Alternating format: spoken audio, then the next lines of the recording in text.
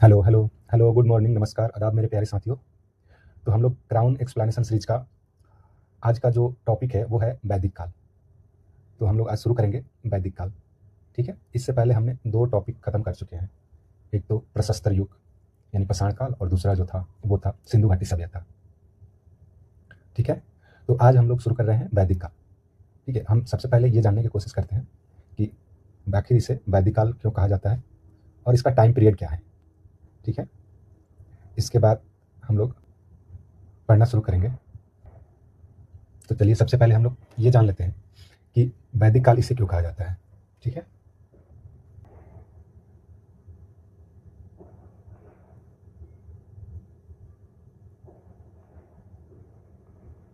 इसका जो time period है, समय जो है 1500 ईस्वी पूर्व से 600 ईस्वी पूर्व तक है। जो कि इसे वैदिक काल इसलिए कहा जाता है कि इस काल का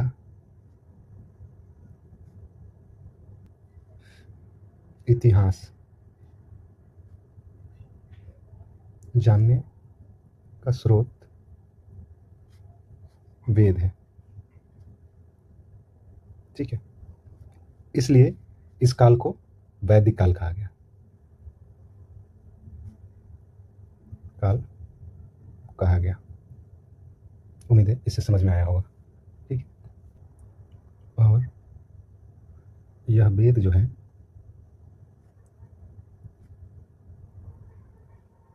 ब्राह्मण साहित्य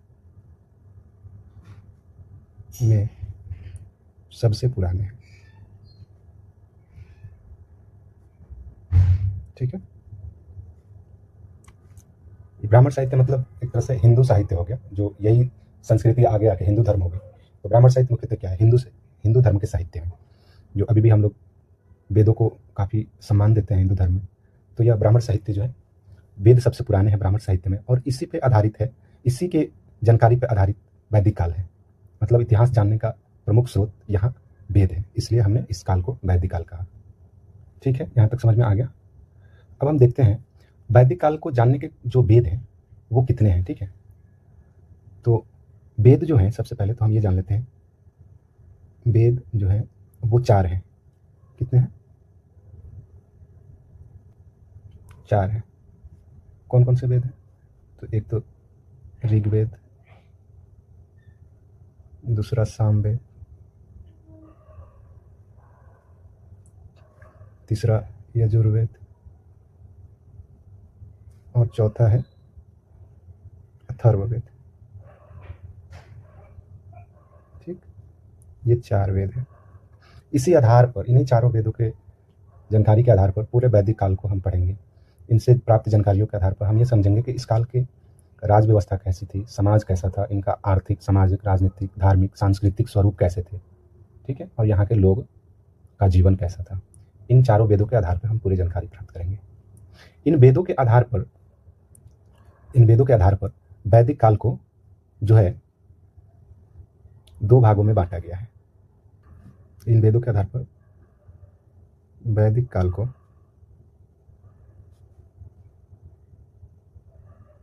2 भागों में बांटा गया है। ठीक है, तो हम वो देख लेते हैं कौन कौन से भाग हैं। वैदिक काल,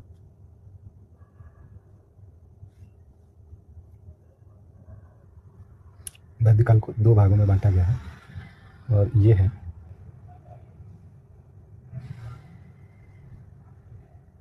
ऋग वैदिक काल,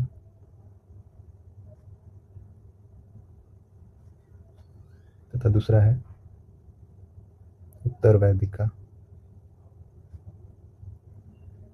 ठीक, ऋग वैदिक काल का जो टाइम पीरियड है 1500 बीसी से 1000 बीसी तक है, और उत्तर वैदिक का टाइम पीरियड होता है 1000 बीसी से 600 बीसी तक। ठीक है, ऋग्वेद काल के इतिहास को जानने के लिए जो स्रोत है वो कौन है? ऋग्वेद। मतलब इस टाइम पीरियड का इतिहास जानने के लिए जो स्रोत इस्तेमाल होगा वो ऋग्वेद पर आधारित है, इसीलिए इसे एक अलग पार्ट में बांट दिया गया कि ये ऋग्वैदिक काल है। जबकि यहाँ का जो स्रोत है, यहाँ का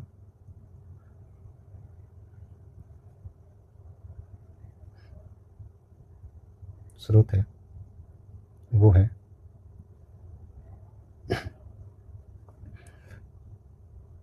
अन्य वेद, जैसे सामवेद, यजुर्वेद,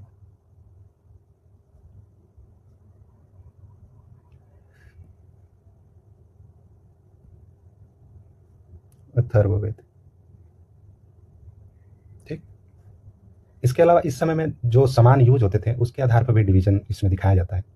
तो ऋग्वैदिक काल में जो बर्तन यूज होते थे वो मुख्यतः थे BRW। ठीक है, इसको पूरा फुल फॉर्म हम करें तो ब्लैक एंड रेड वेयर। ठीक है, ब्लैक एंड रेड वेयर मतलब ऋग्वैदिक काल में जो बर्तन इस्तेमाल किए जाते थे वो मुख्यतः जो थे काला लाल मृदभांड थे। क्या थे? काले और लाल मृदभांड थे। ठीक, वही इस समय जो थे PGW संस्कृति थी, इसको BRW संस्कृति भी बोल देते हैं, और PGW संस्कृति। ठीक है, इसका फुल फॉर्म हो गया पेंटेड ग्रेवेयर। ग्रेवेयर मतलब चित्रित धूसर मृदभांड। समझ गए? तो इस तरह से सामानों के उपयोग के आधार पर भी बांटा जाता है। अब टाइम पीरियड देखें तो एक अच्छा खासा समय है, 1500 BC से 1000 BC तक, ये 500 सालों तक चला, और ये चल रहा है आपको 1000 BC से 600 BC तक, यानी 400 साल तक। तो अच्छा खासा टाइम पीरियड है। इसमें जीवन में काफ़ी, एक काल से दूसरे काल में काफ़ी परिवर्तन हुए, समाज में, संस्कृति में, अर्थव्यवस्था में। तो उन सारे परिवर्तन और सारे चीज़ों को हम एक एक करके देखेंगे। लेकिन इससे पहले हम लोग ये जान लेते हैं कि ये 4 वेद जो थे, इन वेदों की क्या विशेषता थी, इन वेदों में क्या क्या गुण थे, इन वेदों से क्या क्या सवाल हमारे एग्जाम में पूछे जा सकते हैं, उनके बारे में हम सबसे पहले जान लेते हैं। उन वेदों को खत्म करने के बाद हम आ जाएंगे वैदिक काल के, अपने ऋग वैदिक काल पे। ठीक है, और यहाँ से हम शुरू कर देंगे पढ़ना। और क्राउन बुक में भी ऐसे ही दे रखा है, सबसे पहले वेदों के बारे में बता दिया गया है, उसके बाद ऋग वैदिक और उत्तर वैदिक काल को अच्छे से डिस्क्राइब किया हुआ। तो वो हमने डिवीजन आपको बता दिया कि डिवीजन ये ऐसे हैं, हम पढ़ेंगे ऐसे, ऋग वैदिक काल से शुरू करेंगे, फिर उत्तर वैदिक काल में आ जाएंगे, और सबको सामाजिक, सांस्कृतिक, राजनीतिक, धार्मिक जो भी परिवर्तन रहे हैं हम सारे अच्छे से डिटेल में एक्सप्लेन करेंगे आपको। ठीक है, तो चलिए अब हम आ जाते हैं वैदिक काल का जो स्रोत है वेद, उनके बारे में हम जानते हैं कि ये वेद क्या है और इनकी क्या विशेषता है। ठीक है, चलिए हम आते हैं अब अपने टॉपिक पे। ठीक, अब आप लोग हाइलाइटर लेके और अपने साथ में रखिए हाइलाइटर, और हम जैसे जैसे जो बताएंगे वो टिक लगाते चलेंगे जैसे पहले बता रहे थे। ठीक, आगे पढ़ते हैं।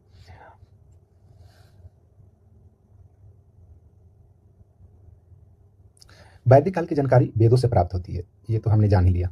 ब्राह्मण साहित्य में वेद सबसे पुराना है, ये ध्यान रखना है। वेद क्या है? ब्राह्मण साहित्य, हिंदू साहित्य है। हिंदू साहित्य को ब्राह्मण साहित्य बोला गया। ब्राह्मण साहित्य मुख्यतः हिंदू धर्म के अंतर्गत आता है। ठीक, इसमें वेद सबसे पुराना है। वेद का शाब्दिक अर्थ है ज्ञान अथवा जानना। ठीक है, समझ गए? ये जानकारी के लिए आप याद रखेंगे, वेद का अर्थ जो होता है ज्ञान होता है अथवा जानना होता है। ठीक, वैदिक संस्कृति के संस्थापक मुख्यतः आर्य थे।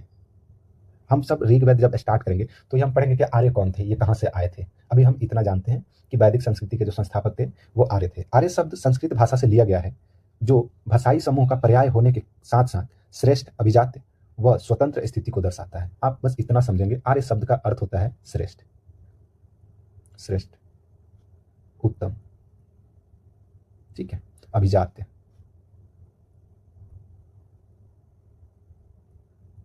ठीक, अभिजात, श्रेष्ठ, श्रेष्ठ, अभिजात्य और उत्तम, ये आप याद रखेंगे। ठीक, वैदिक संस्कृति जो थी ग्रामीण संस्कृति थी। कैसी? ये बता रहा है कि वैदिक जो संस्कृति थी क्या थी? ग्रामीण संस्कृति। इससे पहले हमने सिंधु घाटी सभ्यता पढ़ा, वो नगरीय सभ्यता थी, लेकिन वैदिक संस्कृति जो उसके बाद आई वो ग्रामीण संस्कृति थी। इस पर पॉइंट आउट करेंगे, ये एग्जाम में पूछ लिए जाते हैं। ठीक, आर्यों को लिपि की जानकारी न होने के कारण वेद श्रवण परंपरा द्वारा पीढ़ी दर पीढ़ी पहुंचाए जाते थे, इसलिए वेदों को श्रुति कहा जाता था। ठीक है, इसे श्रुति भी कहा जाता था एवं संहिता भी कहा गया, बाद में संहिता भी कहा गया। ठीक, क्योंकि इसे लिपि की जानकारी न होने के कारण क्या होता था कि एक पीढ़ी दूसरी पीढ़ी को सुना रही है और वो रटा जा रहा है, रट रट के एक पीढ़ी से दूसरी पीढ़ी में ये इनके जो भी विचार थे, मंत्र थे, सिद्धांत थे, उनको पहुंचाया जा रहा था, क्योंकि उस समय लिपि का ज्ञान नहीं था। इसलिए ये सुनने पे आधारित था, सुनकर याद करके आगे ट्रांसफर हो रहा था एक पीढ़ी से दूसरी पीढ़ी में, इसलिए वेदों को श्रुति कहा गया। आप याद रखेंगे कि इसे श्रुति कहते हैं। ठीक है, संपूर्ण वैदिक साहित्य को दो भागों पे बांटा जाता है। कौन कौन से? एक तो श्रुति साहित्य। संपूर्ण वैदिक साहित्य को दो भागों में बांटा जाता है। कौन कौन से? एक श्रुति साहित्य और दूसरा स्मृति साहित्य। ठीक, श्रुति साहित्य अभी आपने पढ़ा, श्रुति क्या होता है कि लिपि न होने के कारण हम जो भी सिद्धांत मंत्र बनाए हैं उसको एक पीढ़ी से दूसरी पीढ़ी में सुना सुना कर ट्रांसफर कर रहे हैं। तो श्रुति साहित्य वैसे साहित्य हो गए जो श्रवण पे आधारित थे। ठीक है, तो श्रुति साहित्य में वेदों के अतिरिक्त क्या क्या और थे? ब्राह्मण, अरण्यक एवं उपनिषद आते थे। ये सब हम पढ़ेंगे अभी। श्रुति साहित्य में आते थे वेदों के अतिरिक्त ब्राह्मण, अरण्यक, उपनिषद आते थे। ये लंबे समय तक श्रवण परंपरा के माध्यम से चलते रहे तथा बाद में इनका संकलन किया गया। ठीक, तो जब तक ये श्रवण परंपरा में चलते रहे तब तक इनको हम श्रुति कहे। जैसे ही इनका संकलन हो गया तब ये संहिता बन गए। क्या बन गए? संहिता कहे गए। आप ध्यान रखेंगे। ठीक, इसलिए मैंने पहले ही बोला कि इसे श्रुति अथवा संहिता भी कहा जाता है। ठीक, वेदों का जो संकलन है कृष्ण द्वैपायन व्यास ने किया था, इसलिए वे वेद व्यास कहलाए। इसलिए वे क्या कहलाए? वेद व्यास कहलाए। ये मोस्ट इंपॉर्टेंट है, आप इस पर स्टार लगाएंगे वनडे एग्जाम के लिए, तो ये काफी इंपॉर्टेंट है कि वेदों का संकलन किसने किया। तो कहीं नाम देगा कृष्ण द्वैपायन व्यास और कहीं नाम देगा वेद व्यास। इनमें से जो नाम दे आप इसको दोनों ही नाम याद रखेंगे। ठीक, अब चलिए आ जाते हैं स्मृति साहित्य। स्मृति साहित्य मनुष्यों द्वारा रचित है, इसमें वेदांग, सूत्र, ग्रंथ शामिल है। ठीक है, ये मनुष्य द्वारा बाद में लिखे गए। ये आधारित तो हैं, वेदों से कुछ रिलेटेड हैं, कुछ स्वतंत्र भी हैं, लेकिन ये स्मृति पे आधारित नहीं है, मनुष्यों द्वारा ये रचित है। ठीक है, आप इस बात को ध्यान रखेंगे। इसमें जो है वेदांग, सूत्र एवं ग्रंथ शामिल है। ठीक है, अब हम आ जाते हैं, देखते हैं कि वेद कितने प्रकार के हैं। वेद हमने पहले ही बताया था कि वेदों की जो संख्या है वो 4 है। कितनी है? 4 है। कौन कौन से हैं? ऋग्वेद, सामवेद, यजुर्वेद एवं अथर्ववेद। ये 4 वेद हैं। इन चारों वेदों को हम एक एक करके पढ़ेंगे और इनकी जो भी विशेषता होगी, जो भी महत्वपूर्ण बिंदु है, जो एग्जाम के दृष्टिकोण से काफी इंपॉर्टेंट है, उनको हम पॉइंट आउट करेंगे। आप भी टिक लगाते हुए एकदम बढ़ेंगे आगे और हम अच्छे से इसको पढ़ लेंगे। ठीक है, चलिए हम शुरू करते हैं ऋग्वेद को। किसको? ऋग्वेद को हम शुरू करते हैं। ठीक, पहला जो है ऋग्वेद। ऋग्वेद में कुल जो है 10 मंडल है। 10 मंडल है, 1028 सूक्त हैं और इसमें 10,580 मंत्र हैं। ठीक, जिनमें से 118 दोहराए गए हैं, अतः कुल 10,462 मंत्र हैं। ठीक है, अभी आपको लग रहा हो कि ये क्या पढ़ा रहा है, इसको कैसे याद रखेंगे? तो याद कुछ नहीं रखना है, मैं बता रहा हूँ आपको याद कैसे रखना है। मैं हूँ इसीलिए आपके पास में यहाँ पे। ठीक, आ जाइए। तो हम कुछ ऐसे समझाते हैं कि ये एक बुक है। ठीक, आप कोई भी बुक पढ़ते हैं तो उसमें चैप्टर दिया रहता है, अध्याय। समझ गए? अध्याय के अंदर टॉपिक होता है, टॉपिक। ठीक, टॉपिक के अंदर क्या होता है? सब टॉपिक होते हैं। सब टॉपिक होते हैं ना। अब एक टॉपिक के अंदर कई टॉपिक हो सकते हैं, कई सब टॉपिक हो सकते हैं।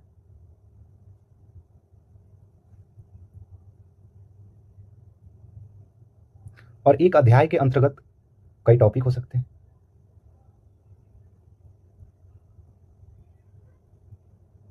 हो सकते हैं ना, ये तो सिंपल सी बात है। उसी प्रकार से ये है ऋग्वेद में जो 10 मंडल, यहाँ अध्याय के नाम पे रख दीजिए। यहाँ मान लीजिए कि 10 अध्याय है एक बुक में, उस अध्याय के अंतर्गत जो टॉपिक है वो 1028 है और 1028 टॉपिक के अंतर्गत जो है 10,580 मंत्र हैं। ये मंत्र हो गए 10,580। मतलब बहुत सारे मंत्रों को मिलाकर सूक्त बना है। ठीक है, यहाँ आप इसके समानांतर में रखिए मंडल, इसके समानांतर में रख दीजिए सूक्त और इसके समानांतर में रख दीजिए मंत्र। अब देखिए समझ में आएगा फटाफट। ठीक, यानी बहुत सारे मंत्र मिलाकर क्या बनेंगे? सूक्त बनेंगे। बहुत सारे सूक्त मिला के कितने क्या बनेंगे? मंडल बनेंगे। तो वही बोला ऋग्वेद में कुल कितने मंडल है? 10 मंडल है। 10 मंडलों में जो सूक्त है 1028 है। और ये सूक्त का मतलब क्या है? सूक्त का अर्थ क्या है? अब ये हम समझ लेते हैं। ठीक है, सूक्त का मतलब है सुविचार। मतलब जो भी अध्याय दिया ऋग्वेद में उसमें 1028 सुविचार हैं। ठीक है, और ये सुविचार बने कैसे हैं? ये मंत्रों से बने हैं। इसमें मंत्र है वो जो 10,580 है। इन्हीं 10,580 मंत्रों से सुविचार बने हैं जिनको सूक्त कहा गया है 1028, और इन्हीं 1028 सूक्तों से मंडल बने हैं। अब अभी हम मंडल पढ़ेंगे, कौन कौन से मंडल इंपॉर्टेंट है वो हम बताएंगे। तो अभी समझ में आपको आ गया होगा। तो ऋग्वेद में कुल कितने मंडल है? 10 मंडल है, 1028 सूक्त है, और इनमें मंत्र है 10,580। इनमें से याद रखने वाली चीज बस 2 है। आप इस पे स्टार लगाएंगे, इसको कलर करेंगे और इसको कलर करेंगे, बस ये 2 याद रखेंगे। ऋग्वेद में 10 मंडल है और 1028 सूक्त है। ठीक है, ऋग्वेद के मंत्रों का उच्चारण करने वाले को होत्री या होता कहा जाता है। ऋग्वेद का मंत्र जो उच्चारण करता है उसको होत्री या होता कहते हैं। ये इंपॉर्टेंट है, याद रख सकते हैं तो याद रख भी लीजिए, इंपॉर्टेंट है। ठीक है, अब आ जाइए। अब देखते हैं, अब जो भी मंडल हमने 10 पढ़े हैं उनमें से कुछ महत्वपूर्ण मंडल हैं जिनके बारे में हम चर्चा करते हैं, उनको आप ध्यान रखेंगे। दूसरे से सातवें मंडल को प्राचीन मंडल या वंश मंडल कहा जाता है। ये मोस्ट इंपॉर्टेंट, इसको ट्रिपल स्टार में रखेंगे। ठीक है, इसको एकदम हाईलाइट करके। दूसरे से सातवें मंडल को क्या बोलेंगे? प्राचीन मंडल या वंश मंडल। मेरे साथ साथ बोलते भी चलिए और हाईलाइट भी करते चलिए। दूसरे से सातवें मंडल को प्राचीन मंडल या वंश मंडल कहा जाता है। कृषि संबंधी जानकारी चौथे मंडल में है। कृषि की जानकारी किसमें है? ये मोस्ट इंपॉर्टेंट में है एकदम। सारा जितना अभी बता रहा हूँ टिक मारते चलिए, याद रखना एकदम कंठस्थ। कृषि संबंधी जानकारी किसमें है? चौथे मंडल में। गायत्री मंत्र, अब आगे आ जाइए। गायत्री मंत्र जिसकी रचना किसने किया था? विश्वामित्र ने। मोस्ट इंपॉर्टेंट, एकदम टिक भी लगाना, याद भी रखना किसकी रचना किसने किया था? गायत्री मंत्र की रचना किसने किया था? विश्वामित्र ने। पक्का याद रखना, गायत्री मंत्र की रचना विश्वामित्र ने। और इसका उल्लेख जो है ऋग्वेद के 3रे मंडल में है। किसमें है? 3रे मंडल में। वेरी वेरी इंपॉर्टेंट, इसे भूल मत जाना। अभी तक ये पता नहीं कितने एग्जामों में पूछा जा चुका है। ठीक है, इसे याद रखना। 7वां मंडल जो है वरुण को समर्पित है। ठीक, और 9वां मंडल जो है सोम को समर्पित है। ठीक है, 7वां मंडल वरुण को समर्पित है और 9वां मंडल सोम को समर्पित है। सोम जो है ना वनस्पति के देवता है, वनस्पति के देवता है। ठीक है, याद रखेंगे। 7वां मंडल वरुण को, 9वां मंडल सोम को समर्पित है। ठीक, इस तरह से हम देख लिए कुछ इसके महत्वपूर्ण मंडल को। एक मंडल और है 10वां मंडल। ठीक है, most important, very very important, ठीक लगाना। 10वां मंडल जो सबसे बाद का मंडल है, सबसे बाद का मंडल है, इसमें पुरुष सूक्त, इसके पुरुष सूक्त में 4 वर्ण का जिक्र है। वो चारों वर्ण कौन कौन से हैं? पुरोहित, जिसको ब्राह्मण बोलते हैं। ठीक, राजन्य, इसको क्षत्रिय बोलते हैं, और वैश्य तथा शूद्र। ये 4 जो है वर्ण का जिक्र जो है ऋग्वेद के 10वें मंडल के पुरुष सूक्त में है। समझ में आया? ऋग्वेद के 10वें मंडल के पुरुष सूक्त में 4 वर्ण का जिक्र है, और ये 4 वर्ण कौन कौन से हैं? ब्राह्मण, क्षत्रिय, वैश्य और शूद्र। ठीक है, आप इसको याद रखेंगे। हम आगे जब ऋग्वेद पढ़ेंगे ना तो वहां पढ़ेंगे कि इनका मतलब क्या है। अभी आप इतना बस याद रखिए, हम वहां डिस्क्राइब करेंगे कि इन चारों वर्णों का क्या अर्थ है, उस समय इसको बनाने के पर्पस क्या थे, आज इसके किस तरह से उपयोग हो रहे हैं समाज में, ये सारे हम वहां डिस्कशन करेंगे। अभी आप इतना याद रखिए, 10वें मंडल के पुरुष सूक्त में 4 वर्ण, ब्राह्मण, क्षत्रिय, वैश्य और शूद्र वर्ण का जिक्र है। ठीक है, अब आ जाते हैं। ऐतरेय एवं कौशितकी ऋग्वेद के ब्राह्मण ग्रंथ है। ठीक, इसको यहाँ टिक लगा लीजिए। आगे एक फॉर्मेट दिया हुआ है, अगले पेज में आप देखेंगे तो सारे वेद का ब्राह्मण, आरण्यक और उपनिषद सारे दिए हुए हैं, तो हम वहां से उसको याद करेंगे क्योंकि वहां एक जगह पे सारे हैं तो याद करने में अच्छा है। यहाँ अभी आप टिक लगा लीजिए। ठीक है, ऐतरेय और कौशितकी जो है ऋग्वेद के ब्राह्मण ग्रंथ है। ठीक, ऐतरेय ब्राह्मण में जनपद एवं राजसूय यज्ञ का उल्लेख है। ऐतरेय ब्राह्मण में जनपद किसका उल्लेख है? जनपद का और राजसूय यज्ञ का। ये इंपॉर्टेंट है। ठीक है, जनपद आप एग्जाम में पूछ देगा कि जनपद और एवं राजसूय यज्ञ या राजसूय यज्ञ या जनपद में से कोई एक का उल्लेख किस वेद में मिलता है या किस वेद के ब्राह्मण ग्रंथ में मिलता है। ठीक, ऐसे पूछ देगा, तो आप थोड़ा सा ध्यान रखेंगे। ऋग्वेद में यमुना का उल्लेख 3 बार, गंगा का उल्लेख 1 बार किया गया है। ये भी इंपॉर्टेंट है। यमुना के पूछे ना पूछे, लेकिन गंगा के बारे में, क्योंकि गंगा आज के हमारी पवित्र नदी मानी जाती है। आज हम जितना गंगा से श्रद्धा, प्रेम, लगाव है हमारा, पवित्र मानते हैं, पूजते हैं, तो इसलिए क्वेश्चन ये बन जाता है कि ऋग्वेद में गंगा का उल्लेख कितनी बार है। इससे साबित ये किया जाएगा कि उस समय गंगा का कितना महत्व था, बाकी नदियों का कितना महत्व था। तो ये एग्जाम में काफी इंपॉर्टेंट हो जाता है कि आप इनको याद रखें, ठीक है, कि गंगा का ऋग्वेद में एक बार उल्लेख है, आप इसको इंपॉर्टेंट याद रखें, और यमुना का 3 बार। ठीक, इस वेद में सोम रस का वर्णन सर्वाधिक बार हुआ है। ठीक है, इस वेद में सोम रस का वर्णन सर्वाधिक बार हुआ है तथा इंद्र को पुरंदर कहा गया है। पुरंदर, इंद्र को पुरंदर, पुरंदर का अर्थ है किला तोड़ने वाला, क्योंकि ये उस समय युद्ध के देवता माने जाते थे, ये युद्ध लड़ते थे इंद्र भगवान, इसलिए इनको पुरंदर कहा गया, और ये किला तोड़ने वाले थे। सोमरस जो है ना, एक पेय पदार्थ है। क्या है? पेय पदार्थ, जैसे आज के मदिरा। ठीक है, ये काफी उस समय पिया जाता था। ठीक है, सोमरस। तो इस वेद में सोमरस का वर्णन सर्वाधिक बार हुआ है, और इंद्र को पुरंदर किला तोड़ने वाला कहा गया है। ठीक है, आयुर्वेद ऋग्वेद का उपवेद है, इसको याद रखेंगे, वरना वो चार्ट हम देखेंगे तो चार्ट में सारे दिए हुए हैं, चार्ट को हम अच्छे से पढ़ेंगे। ठीक, ऋग्वेद में पुरुष देवताओं की प्रधानता थी। इंद्र का वर्णन सबसे अधिक बार 250 बार ऋग्वेद में किया गया, तथा अग्नि का जो है 200 बार प्रयोग किया गया है। ऋग्वेद में सबसे अधिक किस देवता का प्रयोग किया गया है? तो इंद्र का। ठीक है, ऋग्वेद में सबसे अधिक शब्द किस देवता के लिए प्रयोग किया गया है? तो वो इंद्र के लिए 200 अधिक बार इंद्र का नाम लिया गया है इसमें, और इसके बाद अग्नि का नाम लिया गया है 200 बार। देख रहे हैं, इसी से पता चलता है कि यह जो काल था पुरुष प्रधान काल था, क्योंकि इस समय महिलाओं की जो है देवताओं का बहुत ज्यादा जिक्र नहीं किया गया है, यहाँ पुरुष देवता प्रधान है। इससे पहले हम जो सिंधु घाटी सभ्यता पढ़े थे, तो हम क्या पढ़े थे? वहाँ मातृ मूर्तियों का जो है कलेक्शन काफी मिला है, और ऐसे अनुमान लगाया गया कि वो जो समाज होगा वो मातृ सत्तात्मक होगा, हमने अनुमान लगाया था। लेकिन यहाँ देख रहे हैं कि पुरुष देवताओं की प्रधानता है, इस आधार पर हम इसको यह निकाल सकते हैं निष्कर्ष के, यहाँ से समाज जो हमारा था वो पुरुष प्रधान हो गया था। ठीक है, अब आगे चलते हैं। वेदों की कई शाखाएं हैं, साकल शाखा ऋग्वेद से जुड़ी एकमात्र जीवित शाखा है। ये एकमात्र जो है ना, वो काफी इंपॉर्टेंट बना देता है, तो इसलिए आप याद रखेंगे ऋग्वेद की एकमात्र जीवित शाखा जो है वो क्या है? साकल शाखा है। क्या है? साकल शाखा, आप याद रखेंगे। ठीक, तो यहां हमने ऋग्वेद को देख लिया। ठीक, अब आ जाते हैं हम दूसरे वेद सामवेद पे। ठीक है, सामवेद को हम अच्छे से पढ़ते हैं और देखते हैं इनके बारे में। सामवेद जो है गाई जाने वाली ऋचाओं का संकलन। सामवेद क्या है? गाई जाने वाली ऋचाओं का संकलन है, जिनके पुरोहित को उद्गाता कहते हैं। ठीक, ये नाम से जब ये गाई जाने वाली वेद है, मतलब इसमें ऐसे मंत्र संकलित है जिनको आप स्वर में गा सकते हो। स्वर में गाने का मतलब है, क्योंकि ये वेद जो थे स्रोत पे आधारित थे, सुनने पे आधारित थे, तो ऐसे वेदों को रचना करने पे बल दिया गया कि उनको लंबे समय तक याद रखा जाए। सुनकर कोई चीज लंबे समय तक याद तभी रह पाता है जब वो एक लय में होता है, जैसे संगीत हो गया। तो ऋग्वेद के बाद जो सामवेद आया ना, तो इसकी रचना वैसे की गई कि इसमें संगीत के माध्यम स्वरूप दिया गया। ठीक है, यहाँ इनके पुरोहित जो है उसको उद्गाता कहा गया। क्या कहा गया? जो पुरोहित सामवेद के ऋचाओं को गाया उनको उद्गाता कहा गया। ठीक, समझ में आया यहाँ तक? अब आ जाते हैं सामवेद से ही सर्वप्रथम 7 स्वर। देखिए ये कितना इंपॉर्टेंट है। आज जो सारे गामा पा धा नी सा जो हम लोग गाते हैं और संगीत का एक केंद्रीय कोर तत्व है, वो कहाँ से लिया गया है? सामवेद से। सर्वप्रथम सामवेद में 7 स्वरों की जानकारी प्राप्त होती है, इसलिए इसे भारतीय संगीत का जनक माना जाता है। देख रहे हैं कितना इंपॉर्टेंट है ये पॉइंट? एकदम वेरी वेरी इंपॉर्टेंट है, आप टिक लगाइए इसको। ठीक, सामवेद में सर्वप्रथम 7 स्वरों की जानकारी प्राप्त होती है, इसलिए भारतीय संगीत का इसे जनक माना जाता है। समझ में आ गया? गंधर्व वेद जो है सामवेद का उपवेद है, ये भी इंपॉर्टेंट है। सामवेद का उपवेद क्या है? गंधर्व वेद।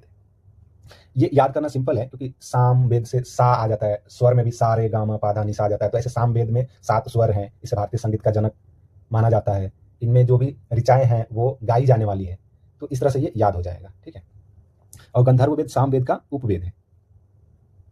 सामवेद में कुल मंत्रों की संख्या 1549 है, इनमें से 75 मंत्रों के अतिरिक्त शेष ऋग्वेद से लिए गए हैं। ये इंपॉर्टेंट नहीं है आपके लिए, तो इसको आप क्रॉस करेंगे, ये आपके लिए इंपॉर्टेंट नहीं है। ठीक है, आ गया जी। पंचविश या तांडय सामवेद के ब्राह्मण ग्रंथ है, ये भी बहुत ज्यादा इंपॉर्टेंट नहीं है, अभी तक तो पूछा नहीं गया एग्जाम में, क्योंकि मैंने जितने एग्जाम दिए, काफी एग्जाम दिए, वनडे एग्जाम मेरा ऐसा, मतलब मेरे ख्याल से तो कोई छोड़े नहीं होंगे जिसको मैंने वनडे एग्जाम दिया नहीं है और जिसको मैंने क्वालिफाई नहीं किया है, तो अभी तक तो मुझे नहीं मिला है। ठीक है, तो ये भी आपके लिए इंपॉर्टेंट नहीं है, बस आप एक नजर दौड़ा लीजिए। ठीक है, कौथुम, रामायणीय और जैमिनीय अथवा तलवाकार सामवेद की शाखाएं हैं, ये भी आप छोड़ देंगे इसको। ठीक है, इंपॉर्टेंट नहीं है। बाकी जो इंपॉर्टेंट है वो मैं खुद ही टिक लगवा रहा हूँ, आपको टेंशन लेने की जरूरी नहीं है, क्योंकि इनमें क्या पढ़ना है क्या नहीं पढ़ना है, एग्जाम के लिए क्या इंपॉर्टेंट है ये जानना भी बहुत जरूरी है। ठीक है, तो मैं आपको बिल्कुल सही तरीके से गाइड करूंगा, इनमें किसी भी तरह के शक नहीं होना चाहिए आपको कि मैं गलत गाइड करूंगा आपको। ठीक है, बाकी आप और भी वीडियो देखते होंगे तो आप अनुमान लगा सकते हैं। अब आ जाइए यजुर्वेद पे। यजुर्वेद में अनुष्ठान, कर्मकांड तथा यज्ञ संबंधी मंत्रों का संकलन है। ठीक है, आप ये समझिए कि इनमें क्या है, अनुष्ठान है, कर्मकांड है और यज्ञ संबंधी मंत्रों का संकलन किया गया है। ठीक, इनके पुरोहितों को अधार्यु कहा गया है। क्या गया है? अधार्यु। तो यजुर्वेद मुख्यतः यही है कि हम जो भी पूजा पाठ करेंगे तो उनके विधि विधान क्या होंगे, उनको पूजा करने का तरीका क्या होगा, यज्ञ करेंगे तो यज्ञ के करने के तरीके क्या होंगे, यज्ञ के मंत्र क्या होंगे ना। तो इन सब चीजों को यजुर्वेद में संकलन किया गया। यजुर्वेद जो है गद्य और पद्य दोनों में रचित है। ठीक, गद्य एवं पद्य दोनों में रचित है। इसके दो उपभाग हैं। कौन कौन से? कृष्ण यजुर्वेद और दूसरा शुक्ल यजुर्वेद। ठीक है, कृष्ण यजुर्वेद जो है ये गद्य में है और जो शुक्ल यजुर्वेद जो है वो पद्य भाग में है। ठीक है, आप इसको महत्वपूर्ण है ये बिंदु, और आप ये भी याद रखेंगे दोनों कि ये पूछ देता है एग्जाम में कि कौन सा वेद जो है गद्य और पद्य दोनों में है। ठीक है, तो इसमें ये आपके लिए वीवीआई हो जाता है। ठीक है, और ये भी इंपॉर्टेंट है, आपको ये भी याद रखेंगे कि ये डायरेक्ट पूछेगा कि कौन सा वेद कर्मकांड और अनुष्ठानों पर आधारित है। ठीक है, तो यजुर्वेद है। तो ये गद्य पद्य दोनों में रचित है। इसके दो भाग है, कृष्ण यजुर्वेद जो गद्य में रचित है, शुक्ल यजुर्वेद जो पद्य में रचित है। ठीक है, कृष्ण यजुर्वेद का ब्राह्मण ग्रंथ तैत्तिरीय ब्राह्मण है और शुक्ल यजुर्वेद का ब्राह्मण ग्रंथ है वो शतपथ ब्राह्मण है।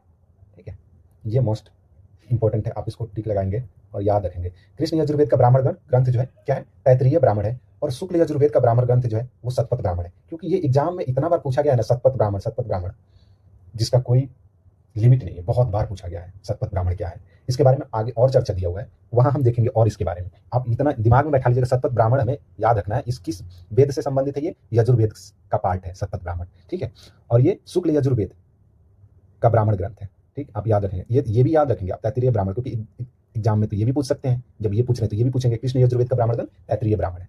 ठीक, यहां तक हो गया। यजुर्वेद का जो उपवेद है वो धनुर्वेद है। क्या है? धनुर्वेद है। अभी आप यहाँ इन सब उपवेद हो गया, उपनिषद हो गया, ये सब आगे के हम चार्ट में देखेंगे काफी अच्छे से। आप इतना टेंशन नहीं लीजिए कि ये अभी, ठीक है, वहां हम अच्छे से इसको पढ़ते हैं, याद भी हो क्योंकि एक ही फॉर्मेट में सब दिया हुआ है। ठीक है, शतपथ ब्राह्मण में कृषि और सिंचाई का उल्लेख मिलता है, मोस्ट इंपॉर्टेंट। ठीक है, इसको टिक लगाएंगे आप।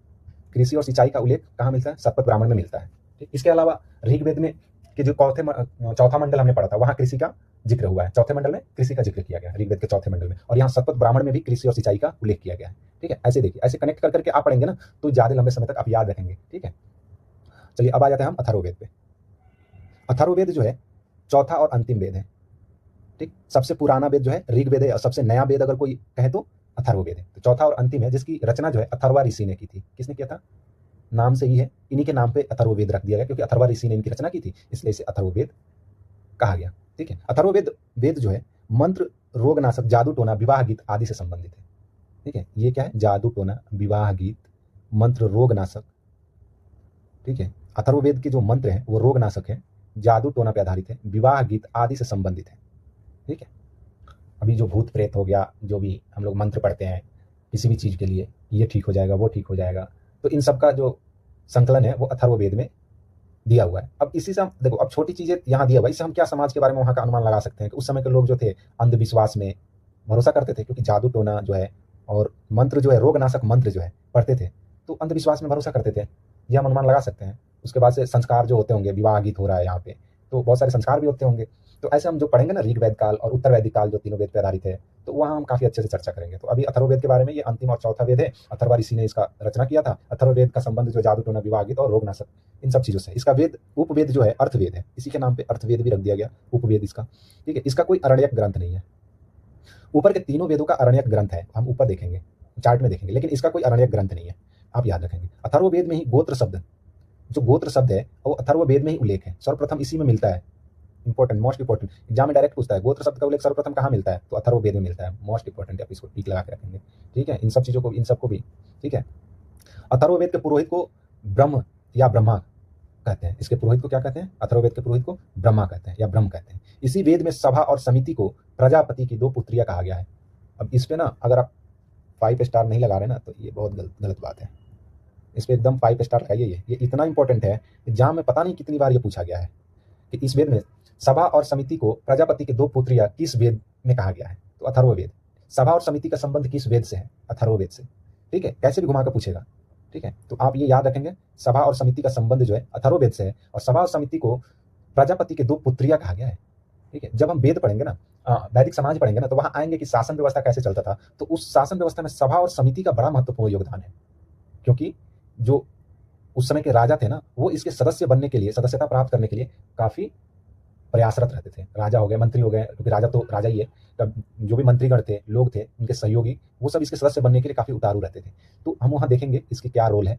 अभी आप इतना समझिए कि अथर्ववेद में सभा और समिति को प्रजापति के दो पुत्रियां कहा गया है। चांदी एवं गन्ने का सर्वप्रथम उल्लेख अथर्ववेद में ही मिलता है। वैदिक काल में चांदी और गन्ने का सर्वप्रथम उल्लेख जो मिलता है अथर्ववेद से मिलता है। इसके पहले जो है चांदी और गन्ने का सर्वप्रथम उल्लेख नहीं मिला है, सर्वप्रथम उल्लेख अथर्ववेद में ही मिला है। अथर्ववेद की शाखा जो है शौनक और पैपलाद है। ये इंपॉर्टेंट नहीं है आपके लिए, आप इसको थोड़ा याद रखेंगे, ये तो मोस्ट इंपॉर्टेंट है। ठीक, हमने देख लिया ये वेद। अब आते हैं हम आगे, मैं इसी का जिक्र कर रहा था आप लोगों को। तो आप आगे यहाँ पे हम देखते हैं ये वेद जो है, ये उनके पुरोहित हो गए, ये उनके उपवेद हो गए, ये उनके ब्राह्मण ग्रंथ हो गए, और ये हो गए उपनिषद। ठीक, तो यहाँ से हम इसको याद करेंगे, क्योंकि वहाँ अलग अलग हो जा रहा था सारा, यहाँ एक जगह पे सारा मिल गया है। देखिए अब कैसे याद होता है। ऋग्वेद के जो पुरोहित है उनको होत्री कहा गया, इनके उपवेद आयुर्वेद है, क्या है आयुर्वेद, और इनके जो ब्राह्मण ग्रंथ है इतरे और कौशित की, ठीक है, और उपनिषद भी इतरे और कौशित की है। ये ना मोस्ट इंपॉर्टेंट, आप ये याद रखेंगे, इनके ब्राह्मण ग्रंथ और उपनिषद, क्योंकि दोनों एक ही है, आप एक याद करेंगे दोनों याद हो। इतरे और कौतिस्की का संबंध किस वेद से, डायरेक्ट एग्जाम में पूछा जाता है। आप मेरा बात मानो और इसको याद रखो। आपको मैं जब क्वेश्चन कराऊंगा ना, जब ये खत्म हो जाएंगे, तो मैं एक क्वेश्चन का भी एक लाऊंगा, PYQ कराऊंगा आप लोगों को, तो उसमें आप देखना इन बहुत सारे मिलेंगे, ठीक है। लेकिन अभी मैं इसको वैदिक समाज खत्म कर लूंगा, उसके बाद कोशिश करूंगा लाने के लिए, ठीक है।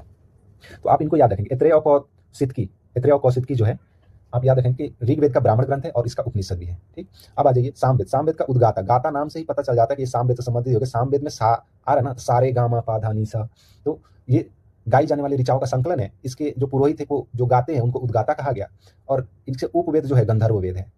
ठीक, जैसे संगीत में जो देखते होंगे घराना चलता है, ठीक है, तो इसको याद रखने के लिए गंधर्व घराना, ठीक है। तो ऐसे बहुत सारे नाम, तो गंधर्व घराना ये संगीत से संबंधित है, इसलिए ये याद रह जाएगा। इसका वेद का उपवेद जो है गंधर्व वेद है।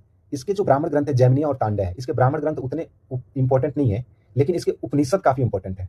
छांदोग्य उपनिषद, जैमिनी उपनिषद, देखिए ये दोनों इंपॉर्टेंट है। तो आप इन दोनों को याद रखेंगे कि सामवेद का जो उपनिषद है, उपनिषद जो है छांदोग्य उपनिषद है और जैमिनी उपनिषद है। ठीक है, क्वेश्चन तो ऐसे पूछेगा कि छांदोग्य उपनिषद का संबंध किस वेद से है, ठीक है, तो वो सामवेद से। जैमिनी उपनिषद का संबंध किस वेद से है, तो सामवेद से। तो जैमिनी इसका ब्राह्मण ग्रंथ भी है और जैमिनी इसका उपनिषद भी है। तो आप इसको, ये वाला पार्ट इंपॉर्टेंट है, ये वाला पार्ट इसका याद रखेंगे, ठीक है, सामवेद का। ये तो ऐसे ही याद हो जाएगा, ठीक है, आप इस पे ध्यान दें, ठीक है।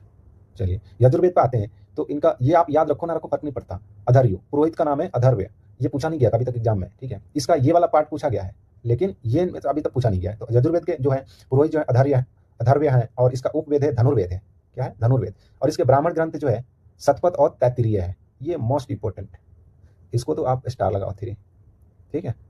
यजुर्वेद के ब्राह्मण ग्रंथ है शतपथ और तैत्तिरीय है, और इसका उपनिषद जो है कठोपनिषद, बृहदारण्यक और ईशोपनिषद, ये तीनों ही इंपॉर्टेंट है। अभी आगे इसका इंपॉर्टेंस पता चलेगा, जब इससे रिलेटेड क्वेश्चन आज इसमें दिए हुए हैं ना, इनसे क्या क्या प्राप्त हुए हैं, तो समझ में आएगा कि कितना इंपॉर्टेंट है, ठीक है। कठोपनिषद, बृहदारण्यक और ईशोपनिषद का संबंध किस वेद से, यजुर्वेद से है। शतपथ ब्राह्मण और तैत्तिरीय ब्राह्मण का संबंध किस वेद से है, यजुर्वेद से। ठीक, ये आप याद रखेंगे इसमें, ये दो। ठीक, अब आ जाते हैं अथर्ववेद से। अथर्ववेद के पुरोहित जो थे ब्रह्मा थे, आप इसे याद रखें। इसके उपवेद अर्थवेद है, क्योंकि नाम से ही है, तो आप इनको ये याद करने में दिक्कत ही नहीं होगा। इसके ब्राह्मण जो है गोपथ है, ब्राह्मण ग्रंथ एक ही है, याद रख सकते हैं, बहुत बड़ा नहीं है। लेकिन सबसे ज्यादा इंपॉर्टेंट क्या है, अथर्ववेद का उपनिषद। उपनिषद का इसमें कौन कौन से उपनिषद है इसके, मुंडकोपनिषद, प्रश्नकोपनिषद और मांडुक्योपनिषद। ये तो मोस्ट इंपॉर्टेंट है, आप इसको तो याद ही रखना है, क्योंकि सत्यमेव जयते जो हमारा लिया गया है वो कहां से लिया गया, मुंडकोपनिषद से ही लिया गया है, ठीक है। और मुंडकोपनिषद किस वेद से संबंधित है, अथर्ववेद से। तो आप मुंडकोपनिषद से लिया गया हमारा सत्यमेव जयते, ये एग्जाम में कई बार पूछा है, आपने भी देखे होंगे, ठीक है। तो आप इसको याद रखेंगे। और प्रश्नोपनिषद और मांडुक्य उपनिषद, आप ये भी थोड़ा सा ध्यान रखेंगे, क्योंकि ये भी थोड़ा इंपॉर्टेंट है, लेकिन ये मोस्ट इंपॉर्टेंट है। समझ में आया, तो इसको आप बार बार थोड़ा सा पढ़ते रहेंगे, तब ये याद होंगे, ठीक है ना। आपकी तो मैंने एक बार आपको रिपीट करवा दिया, अब आप पढ़ेंगे ना खुद से, तो आपको अच्छा लगेगा पढ़ने में भी, और आपको याद भी होगा, क्योंकि हमने टिक लगा दिया इंपॉर्टेंट क्या है, तो आप उसको पहले याद करेंगे, ठीक है। अब आ जाते हैं हम इनके उपनिषदों को समझने के लिए ना, बाद में बहुत सी चीजें रचनाएं की गई, बहुत सी रचनाएं की गई, जिसमें उपनिषद वेदों को समझने के लिए ना बाद में बहुत सारी रचनाएं की गई, जिसमें उपनिषद हो गया, वेदांग हो गया, ठीक है। उसके इन सब का हम थोड़ा थोड़ा चर्चा कर लेते हैं, उनमें जो इंपॉर्टेंट है उसको ठीक लगा लेते हैं, ठीक है। चलिए तो हम देखते हैं अरण्यक जो है, सबसे पहले हम अरण्यक को देख लेते हैं। अरण्यक जो है ना, ऋषियों द्वारा जंगल में की जाने वाली रचनाओं को ये अरण्यक कहा गया। आप इसका सिर्फ अर्थ याद रखें, ठीक है, कि ऋषियों द्वारा जंगल में की जाने वाली जो रचनाएं हैं उनको क्या कहा गया, अरण्यक कहा गया। ये दार्शनिक रहस्यों से परिपूर्ण है। अब सोचिए ना, कोई व्यक्ति जंगल में रह रहा है तो वो क्या काम करेगा, वो उसके दिमाग में क्या चलेगा, बहुत से विचार आएंगे, उन्हीं विचारों को वो लिखेगा। जैसे जीवन क्या है, जीवन जन्म का हमारा मतलब क्या उद्देश्य है जन्म लेने का, ठीक है, मृत्यु क्या है, इस संसार को समझने के लिए उसके दिमाग में बहुत विचार आएंगे। उन्हीं विचारों को एकांत में रहकर जंगलों में उन्होंने सोचा और उन्हीं को रचना किया, ठीक है, तो उनको अरण्यक कहा गया। ये दार्शनिक रहस्यों पर आधारित है, ठीक है, बस इसमें इतना होगा। अरण्यकों की संख्या कितनी है, 7 है। कितनी है, 7 है। ये इंपॉर्टेंट है, थोड़ा सा इसको याद रखेंगे क्योंकि पूछ लेगा। इसको पूछने का तरीका तो ऐसे होगा कि अरण्यक दे देगा, वेदांग दे देगा, पुराण दे देगा और सबकी संख्या एक तरफ दे देगा, बोलेगा मैच द फॉलोइंग, ठीक है ना, किसकी संख्या कितनी है, तो इस हिसाब से ये इंपॉर्टेंट हो जाता है। तो अरण्यक की संख्या कितनी है, 7 है, और ये जंगलों में रची जाने वाली रचनाएं हैं, ठीक है। ये ज्ञान मार्ग और कर्म मार्ग, ज्ञान मार्ग और कर्म मार्ग के बीच सेतु का कार्य करते हैं। थोड़ा सा ध्यान रखेंगे इसको, कर्म मार्ग और ज्ञान मार्ग के बीच सेतु का कार्य करते हैं। इनके नाम ब्राह्मण ग्रंथों से जुड़े हैं, जैसे कि ऐतरेय, बृहदारण्यक, कौशिकी, शतपथ, ठीक है, आदि। इंपॉर्टेंट नहीं है इतना, मतलब इसको आप रहने देंगे। इसमें थोड़ा सा ये देखेंगे, ये ठीक है, ये इंपॉर्टेंट है, ठीक है। चलिए, अथर्ववेद का अपना कोई अरण्यक ग्रंथ नहीं है, ये तो हमने पढ़ा था। ये थोड़ा इंपॉर्टेंट है, आप याद रखेंगे क्योंकि ये डायरेक्ट एग्जाम में कहीं पूछ देगा अथर्व किस वेद का अरण्यक ग्रंथ नहीं है, ठीक। अब आ जाते हैं हम उपनिषद पे। उपनिषद को वेदों का अंतिम भाग कहा गया है, इसलिए इसे क्या कहते हैं, वेदांत भी कहते हैं, क्योंकि वेदों के सबसे अंतिम में उपनिषद की रचना हुई है, ठीक है। उपनिषद में हमें दार्शनिक चिंतन मिलते हैं, ठीक है। उपनिषद में हमें क्या मिलते हैं, दार्शनिक चिंतन मिलते हैं। दार्शनिक चिंतन फिर वही बात हो गया, जैसे अरण्यक है वैसे ही है, लेकिन ये वेदों पे आधारित है, वेदों के अंत में लिखा गया, इसलिए वेदांत भी कहा गया, ठीक है। इसमें जैसे ये हम देखने को मिल जाते हैं कि ज्ञान क्या है, आत्मा क्या है, ब्रह्म, मोक्ष, जीवन का उद्देश्य क्या है, सत्य क्या है, ऐसी चीजें जो है जिन पे चिंतन किया जा सकता है, तो उनको जो है दार्शनिक चिंतन में रखते हैं, ठीक है। उपनिषद का जो अर्थ भी होता है, उप प्लस निषद, उप मतलब निकट बैठना होता है, किसी के समीप बैठना होता है वेद उपनिषद का अर्थ। तो उस समय गुरु शिष्य परंपरा रही थी, तो जंगलों में रहते थे, तो गुरु और शिष्य एक साथ रहते थे, बैठकर वो इसका चिंतन मनन ज्ञान प्राप्त करते थे। तो उसी समय उपनिषद का रचना किया गया था। उपनिषदों की कुल संख्या जो है 108 है। कितने हैं, 108। मोस्ट इंपॉर्टेंट है, आप इसको याद रखेंगे, ठीक है। अब देखिए, ये सबसे इंपॉर्टेंट है जो हमने बोल रहे थे कि देखिए, मुंडकोपनिषद से सत्यमेव जयते शब्द लिया गया है, ठीक है ना। इस पे तो 5 स्टार लगा के रखें आप, ठीक है ना। मुंडकोपनिषद से क्या प्राप्त हुआ है, सत्यमेव जयते। और मुंडकोपनिषद किस वेद से संबंधित है, तो अभी आपने पढ़ा अथर्ववेद से संबंधित है। तो देख रहे हैं ना इसका इंपॉर्टेंस कितना दिख रहा है आपको, तो आपको ये याद रखना होगा, ठीक है। इस उपनिषद में गीता का निष्काम क्रम का पहला विवरण मिलता है, देख रहे हैं।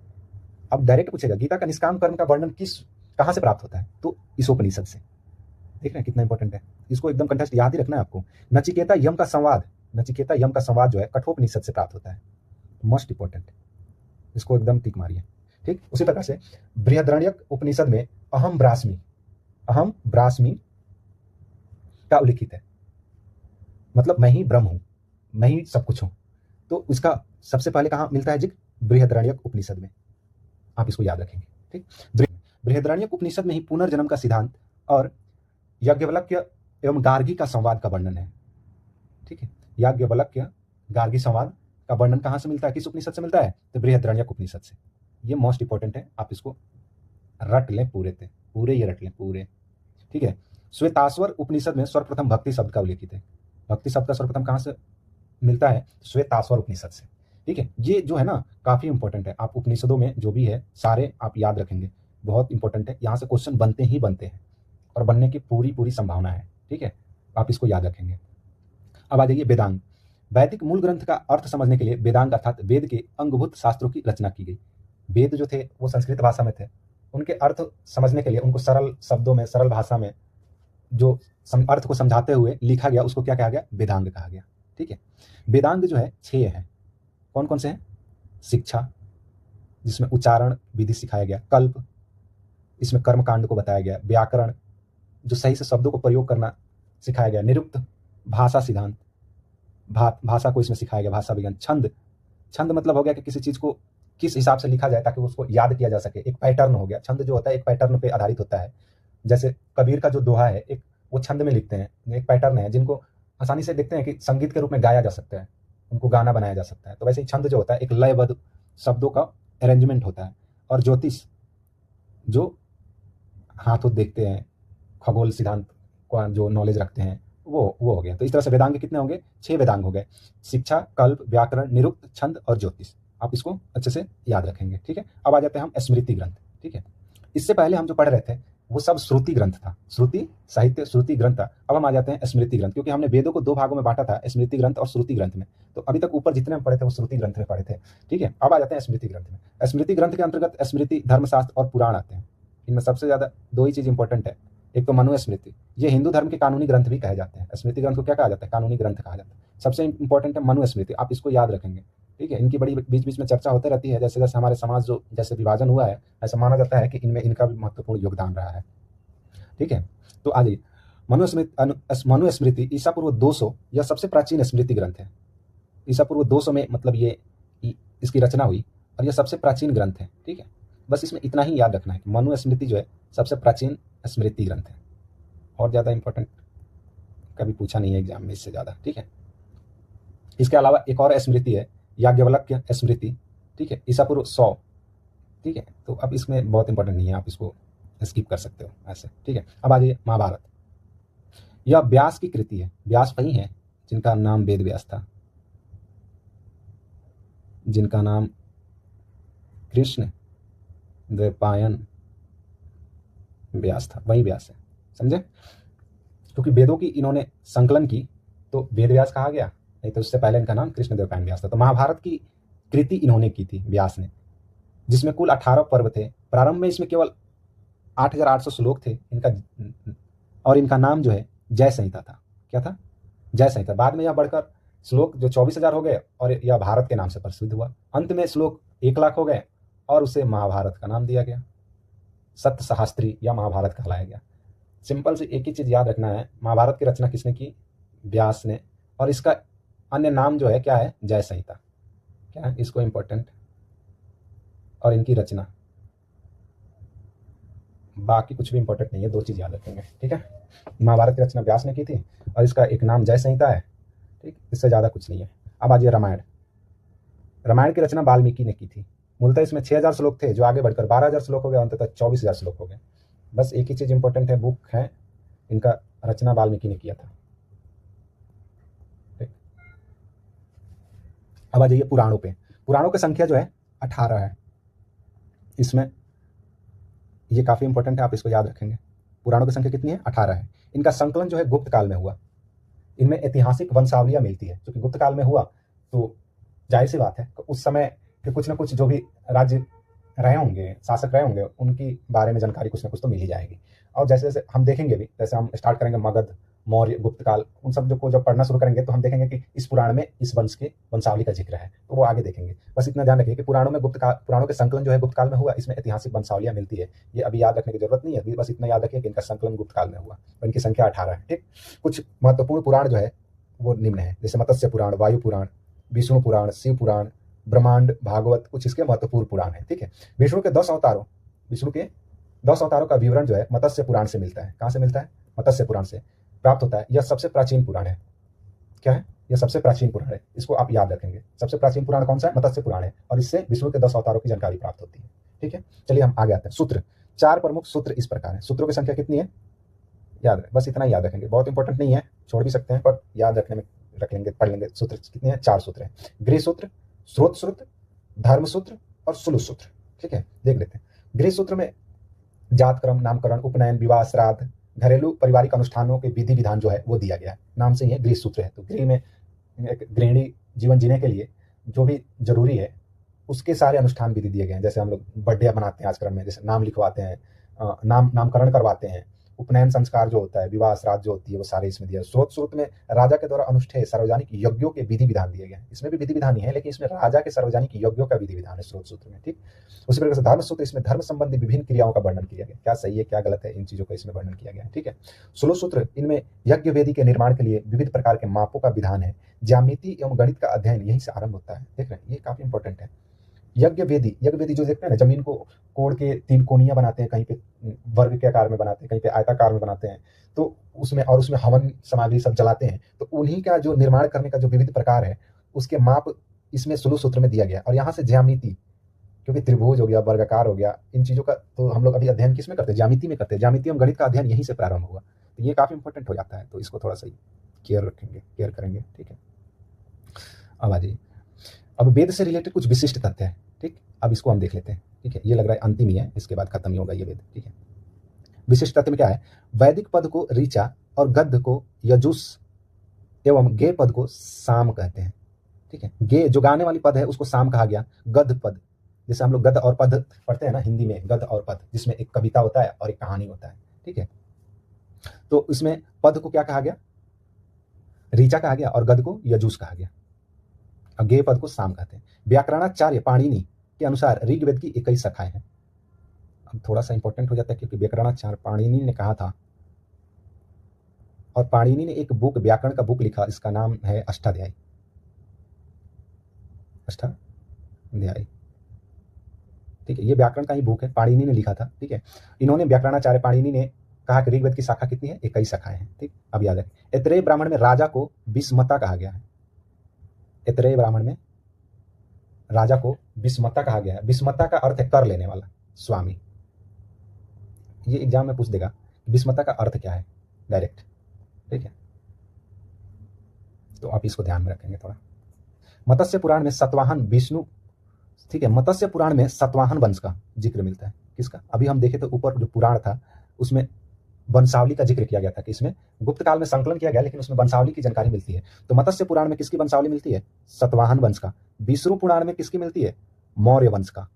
और वायु पुराण में किसकी मिलती है, गुप्त वंश का। देख रहे हैं कितना इंपॉर्टेंट है। अब एग्जाम में पूछ देगा डायरेक्ट, ऐसे दे देगा, इधर लिख देगा पुराण, इधर लिख देगा वंश। अब 3 इधर लिख दिया, इधर लिख दिया, अब क्या मैच द फॉलोइंग, मैच करो भाई। तो आपको याद रहना चाहिए ना, मत्स्य पुराण में किसको मिलती है, सतवाहन।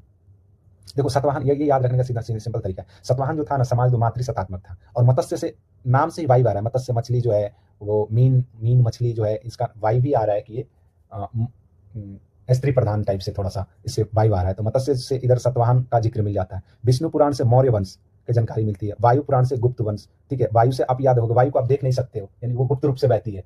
मतलब महसूस तो कर सकते हो, छू नहीं सकते, मतलब महसूस कर सकते हो, देख नहीं सकते, यानी गुप्त है वो।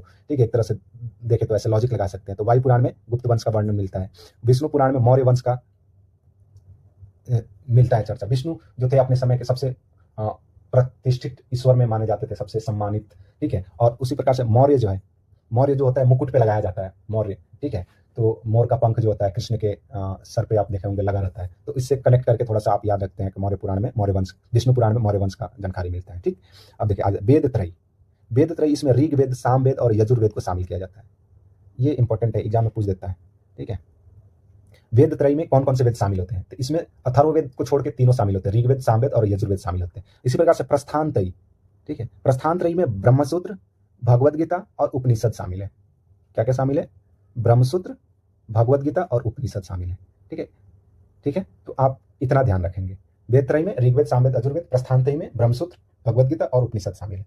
तो इस तरह से अब हम देखते हैं कि हमारा जो है ना, वेद के बारे में पूरी जानकारी एक जगह से संकलित हो गया, हमने पढ़ लिया, अच्छे से जानकारी प्राप्त कर लिया। ठीक है, इसके आगे हम जो स्टार्ट करेंगे वो ऋग वैदिक काल स्टार्ट करेंगे, लेकिन वो इस वीडियो में स्टार्ट नहीं करेंगे। इसके लिए नेक्स्ट वीडियो हम कल लेकर आप लोगों को अपलोड करेंगे। ठीक है, इसमें इतना ही रहने देते हैं, ताकि अभी बहुत ज़्यादा इन्फॉर्मेशन एक साथ आप पढ़ेंगे ना, दिमाग हौच पौच हो जाएगा। तो थोड़े थोड़े पार्ट में हम करके पढ़ेंगे, क्योंकि आप भी देख रहे हैं कि इनमें बहुत सारे इन्फॉर्मेशन है। इन सारे इन्फॉर्मेशन को पचा पाना और बहुत ज़्यादा इन्फॉर्मेशन देना, तो वो पचाने में मुश्किल हो जाता है। इस तरह से छोटे छोटे पार्ट में मैं वीडियो अपलोड करूंगा, ताकि उसको याद करने में ज़्यादा कठिनाई ना हो। अब आप लोग क्या करिए कि एक बार आप खुद से रीडिंग डाल दीजिए, अभी आप पढ़ लिए ना, एक बार खुद से रीडिंग डाल दीजिए, तब जाके वो आपके दिमाग में थोड़ा सा बैठ जाएगा। और देखिए ये ऐसा है ना कि इनको बार बार रिवीजन करना पड़ता है। जैसे हमें तो पता नहीं, हमने मतलब इस बुक को कितने बार पढ़ा होगा, हमें तो याद भी नहीं है, मतलब कईयों बार पढ़ा होगा। ठीक है ना, तो इसी तरह से बार बार इसको रिवीजन करना पड़ता है। ठीक है, और आप वन डे एग्जाम की तैयारी कर रहे हैं तो आपके लिए ये सोर्स जो है ना परफेक्ट है। अगर आप इस पे कमांड कर लेते हैं ना क्राउन पे, तो मेरा मानना है ना कि आपका वन डे एग्जाम के लिए जीएस तो नहीं रुकने वाला है। ठीक है, तो चलिए आज के लिए हम लोग इस वीडियो में इतना ही रहने देते हैं। मिलते हैं कल के वीडियो में, तब तक के लिए आप लोग का देखने के लिए धन्यवाद। नमस्कार, जय हिंद, जय भारत।